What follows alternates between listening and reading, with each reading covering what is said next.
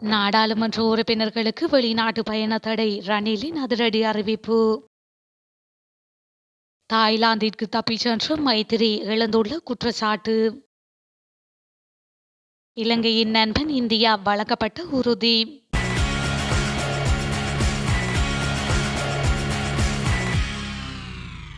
அரசாங்கத்தை பிரதிநிதித்துவப்படுத்தும் நாடாளுமன்ற உறுப்பினர்கள் வெளிநாட்டு பயணங்களை மேற்கொள்வதை தவிர்த்துக் கொள்ளுமாறு அதிபர் ரணில் விக்ரமசிங்கே அறிவுறுத்தியுள்ளார். இலங்கையில் இந்த ஆண்டு நடைபெறவுள்ள அதிபர் தேர்தலுக்கு முன்னதாக நடைபெறும் அரசியல் கூட்டங்களில் பங்கேற்க வேண்டுமென்ற காரணத்தினால் ரணில் விக்ரமசிங்கே குறித்த அறிவுறுத்தலை வழங்கியுள்ளதாக தெரிவிக்கப்பட்டுள்ளது.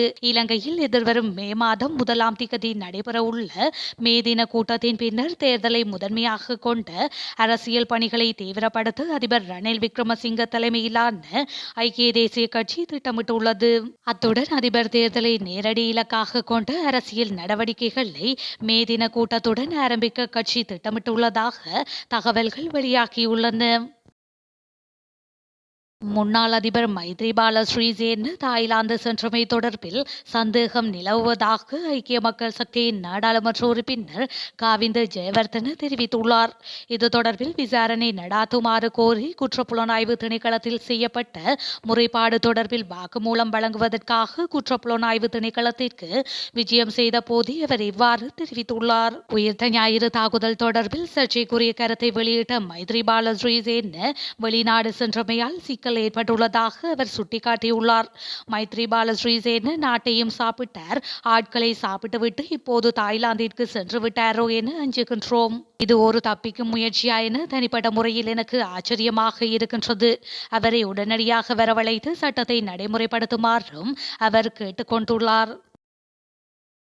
இலங்கையின் பலம் வாய்ந்த கட்சியாக ஸ்ரீலங்கா பொதுஜன பெரமுனவை தக்கவைப்பதற்கு முழு அர்ப்பணிப்பை வழங்குவதாக கட்சியின் தேசிய அமைப்பாளரான நாடாளுமன்ற உறுப்பினர் நாமல் ராஜபக்ஷ தெரிவித்துள்ளார். பொதுஜன பெரமுனவை மக்கள் மத்தியில் பலப்படுத்தும் புதிய வேலை திட்டம் ஆரம்பிக்கப்பட்டுள்ளதாக அவர் மேலும் குறிப்பிட்டுள்ளார்.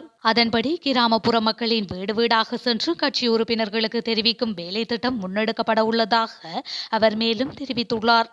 அதற்கான முதற்கட்ட நடவடிக்கை தங்காலை தொகுதியில் இருந்து ஆரம்பிக்கப்பட்டுள்ளதாகவும் நாமல் ராஜபக்ஷ கூறியுள்ளார். தற்போது நாடாளுமன்றத்தில் அதிக நாடாளுமன்ற உறுப்பினர்களை பிரதிநிதித்துவப்படுத்தும் கட்சியாக பொதுஜன பெரமுன இருப்பதாகவும் அவர் சுட்டிக்காட்டியுள்ளமை குறிப்பிடத்தக்கது.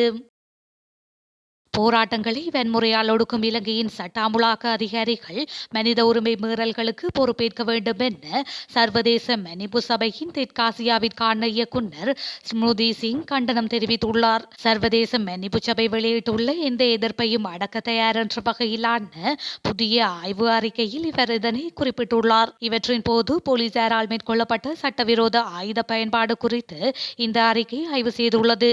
சர்வதேச மன்னிப்பு சபை தனது விசாரணையின் போது கொழும்பு, பத்திரமுல்ல, களனி, யாழ்ப்பாணம் மற்றும் காலி ஆகிய இடங்களிலிருந்து 30 போராட்டங்களின் 95 சரிபார்க்கப்பட்ட காணொளிகளில் 39 தொடர்பில் திறந்த மூல விசாரணையையும் நடத்தியுள்ளது. இதனை அடுத்து மார்ச் 2024 சர்வதேச மன்னிப்பு சபை இந்த குற்றச்சாட்டுகளை கோடிட்டு காட்டி உத்தியோகபூர்வ பதிலை கோரி இலங்கை போலீசாருக்கு கடிதம் எழுதியது. ஆனால் இதுவரை பதில் கிடைக்கவில்லை என்றும் மன்னிப்பு சபை தமது அறிக்கையில் தெரிவித்துள்ளது என அவர் சுட்டிக்காட்டியுள்ளார். எதிர்வரும் அதிபர் தேர்தலில் தமிழ் வேட்பாளர் ஒருவரை நிறுத்துவது இன முரண்பாட்டிற்கு வழிவகுக்கும் என மலையக மக்கள் முன்னணியின் தலைவரும் நாடாளுமன்ற உறுப்பினருமான வே. ராதாகிருஷ்ணன் தெரிவித்துள்ளார். ஹட்டனில் இன்று இடம்பெற்ற ஊடகவியலாளர் சந்திப்பின் போது அவர் இதனை குறிப்பிட்டுள்ளார்.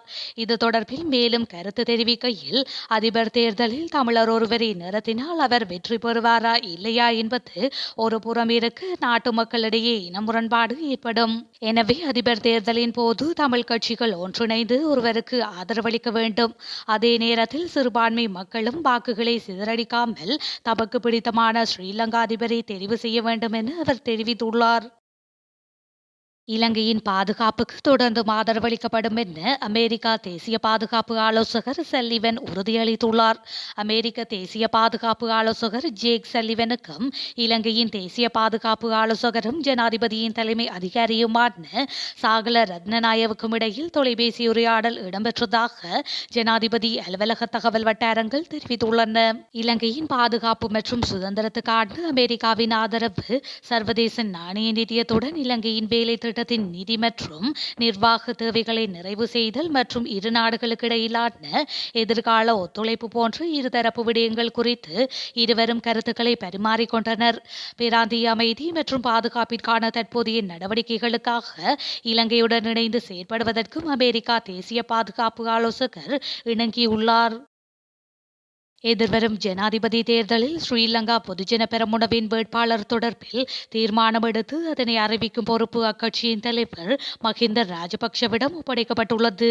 நேற்று நடைபெற்ற ஸ்ரீலங்கா பொதுஜன பெரமுனவின் அரசியல் குழு கூட்டத்தில் இந்த தீர்மானம் எட்டப்பட்டதாக நாடாளுமன்ற உறுப்பினர் ரோஹித அபேகுணவர்தன தெரிவித்துள்ளார். ஸ்ரீலங்கா பொதுஜன பெரமுனவின் அரசியல் குழு கூட்டம் நேற்று கொழும்பில் கட்சியின் தலைவர் மஹிந்த ராஜபக்ஷ மற்றும் கட்சியின் ஸ்தாபகர் பசில் ராஜபக்ஷ தலைமையில் கூடிய போதே குறித்த தீர்மானம் எடுக்கப்பட்டுள்ளது. ஸ்ரீலங்கா அதிபர் தேர்தல் நெருங்கி வரும் காலத்தில் ராஜபக்சர்கள் விகாரைகளை சுற்றித் திரிந்தால் அது இந்த நாட்டுக்கு ஒரு ஆபத்தான நிலைமை என மட்டக்களப்பு மாவட்ட தமிழ் தேசிய கூட்டமைப்பின் நாடாளுமன்ற உறுப்பினர் ரா சாணக்கியன் தெரிவித்துள்ளார். மேலும் ஸ்ரீலங்காவில் அதிபர் தேர்தல் நடைபெற்றால் இந்த நாட்டின் அதிபரை தீர்மானிப்பவர்களாக தமிழர்கள் இருக்க வேண்டும் எனவும் அவர் கூறியுள்ளார். மட்டக்களப்பில் நேற்று மாலை ஊடகங்களுக்கு கருத்து தெரிவிக்கும் போது அவர் இதனை கூறியுள்ளார்.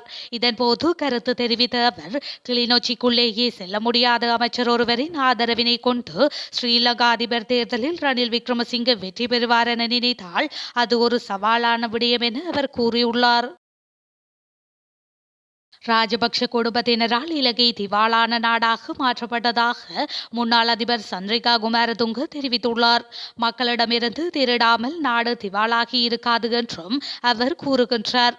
ராஜபக்ஷ குடும்பம் நாட்டை திவாலாக்கியது என்று நாட்டின் உச்ச நீதிமன்றமும் கூறியுள்ளதாக அவர் மேலும் குறிப்பிட்டுள்ளார். ஒருமுறை தோற்கடிக்கப்பட்டு பின்னர் 69 லட்சம் வாக்குகளை பெற்று ஆட்சிக்கு வந்த ராஜபக்ஷ குடும்பம் நாட்டை சீரழித்ததாகவும் அவர் மேலும் குற்றம் சாட்டியுள்ளார். நாட்டில் விரைவான பொருளாதார வளர்ச்சியை ஏற்படுத்த அரசாங்கம் ஆரம்பித்துள்ள வேலை திட்டம் வெற்றியடைவதற்கு சட்ட முறைமையும் நவீனமயப்படுத்தப்பட வேண்டும் என அதிபர் ரணில் விக்ரமசிங்கே தெரிவித்துள்ளார். கண்டி மகாவலி ரீச் ஹோட்டலில் சட்டத்தரணிகளுடனான சந்திப்பிலேயே அவர் இவ்வாறு தெரிவித்துள்ளார். சீர்குலைந்துள்ள இலங்கையின் பொருளாதாரத்தை மீள கட்டியெழுப்புவதற்கான உடனடி தீர்வு சர்வதேச நாணய நிதியத்துடனான வேலை திட்டமே என தெரிவித்த ரணில் அதன் பயனை மக்களுக்கு வழங்கும் வகையில் சர்வதேச நாணய நிதியத்துடனான ஒப்பந்தத்தை சட்டமாக்க உள்ளதாக குறிப்பிட்டுள்ளார். அதேவேளை அனைத்து துறைகளும் நவீனமயப்படுத்தப்பட வேண்டும் என்பதற்காக புதிய சட்டமுறை ஒன்றை கொண்டுவரப்பட வேண்டும். அந்த செயற்பாடுகளுக்கு சட்டத்துறையில் உள்ள அனைவரினதும் ஆதரவை எதிர்பார்ப்பதாகவும் அவர் மேலும் வலியுறுத்தியுள்ளார்.